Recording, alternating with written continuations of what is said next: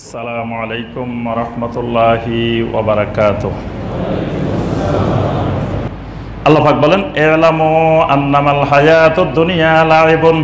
দুনিয়ার মানুষ জেনে রাখো, তোমাদের যে দুনিয়ার হায়াতটা আছে এটা হলো লাইবুন। এক নম্বর এটার বৈশিষ্ট্য হলো এটা খেলাধুলার সামগ্রীর মতো। এটা খেলাধুলার মতো। খেলাধুলা যেমন মানুষ 24 ঘন্টা করে না, অল্প কিছু সময় খেলাধুলা করে এরপরে চলে আসে ঘরে, বাড়িতে চলে আসে। দুনিয়ার জীবনটা হলো খেলাধুলার সময়ের মতো। একটু সময় খেলাধুলার জন্য গেছো, মানে জান্নাত থেকে বের হয়ে একটু বাইরে গেছো, মাঠে গেছো, খেলাধুলা করবে, আবার চলে আসবে জান্নাতে। এখন যদি সেখানে যাই মনে করে যে না, খেলার মাঠে যাতে আসছি, আর লেখাপড়াও দরকার নেই, বাড়িতেও যাওয়া দরকার নেই, এখানেই থাকি, বাস, তাহলে তোমার বরবাদ। দুনিয়ার জীবনটা হইতে লাগাইবন।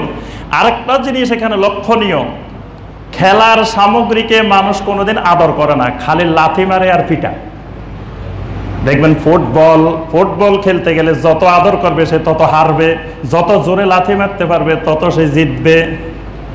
ক্রিকেট খেলতে গেছে, যদি বলটাকে বেশি আদর করে তাহলে সে কোনোদিনও জিততে পারবে না, যত জোরে মারতে পারবে তত জিতার সম্ভাবনা বেশি।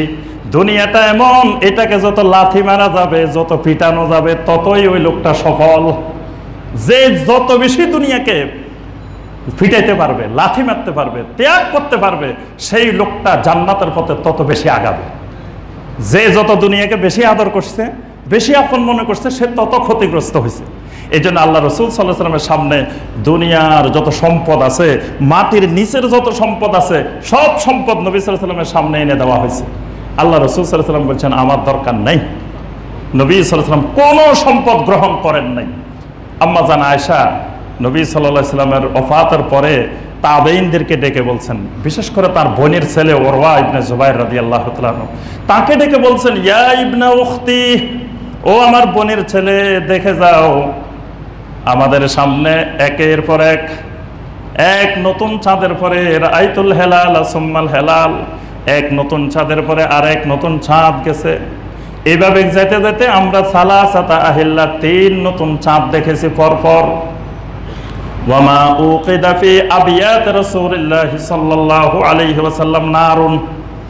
এই দীর্ঘ 3 চাঁদ পর্যন্ত আল্লাহ রসুলের ঘরের মধ্যে কোনো ঘরে কোনোদিন আগুন জ্বলে নাই, চুলার মধ্যে কোনোদিন আগুন জ্বলে নাই। আমাদের কারো ঘরে, আবিয়াত, কোন স্ত্রীর ঘরে চুলায় আগুন জ্বলে নাই। এভাবে 3 চাঁদ অতিবাহিত হয়েছে আমাদের ঘরের মধ্যে।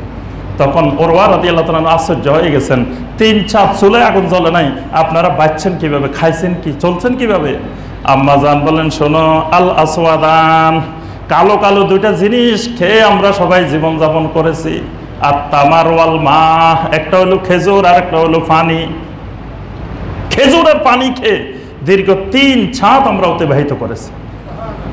অথচ নবী সাল্লাল্লাহু আলাইহি ওয়াসাল্লামের সামনে দুনিয়ার সব সম্পদ আল্লাহ পাক দিয়ে দিয়েছিলেন, কিন্তু নবী সাল্লাল্লাহু আলাইহি ওয়াসাল্লাম কোনো সম্পদ গ্রহণ করেন নাই।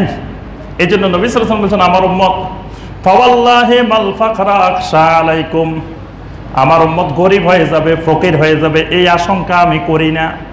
আল্লাহর কসম, আমি আমার উম্মত দারিদ্রতায় পাবে, অভাবে কষ্ট করবে, এই আশঙ্কা আমি আমার উম্মতের উপরে করতেছি না।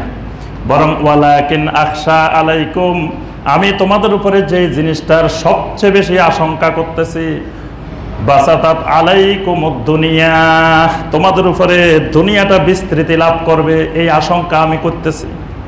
তোমাদের পূর্ববর্তীদের উপরে যেমন দুনিয়া বিস্তৃতি লাভ করেছিল, ওই বিস্তৃতি লাভ করার কারণে তারা ধ্বংস হয়ে গেছে। ফাতুহলিকাকুম, এই দুনিয়া প্রীতি, দুনিয়ার মহব্বত, দুনিয়ার ভালোবাসা তোমাদেরকেও ধ্বংস করে দিবে, তোমাদেরকেও ধ্বংস করে দিবে। আমি নবী এই আশঙ্কা করতেছে আমার উম্মত, কিন্তু আমার উম্মত না খেয়ে মরে যাবে, দুর্ভিক্ষে কষ্ট করবে, অভাবে কষ্ট করবে, এই আশঙ্কা আমি আমার উম্মতের জন্য করছি না। এই জন্য আল্লাহ পাক প্রথম দৃষ্টান্তটা দিয়েছেন, দুনিয়া হলো লাইবুন, খেলাধুলার সামগ্রী।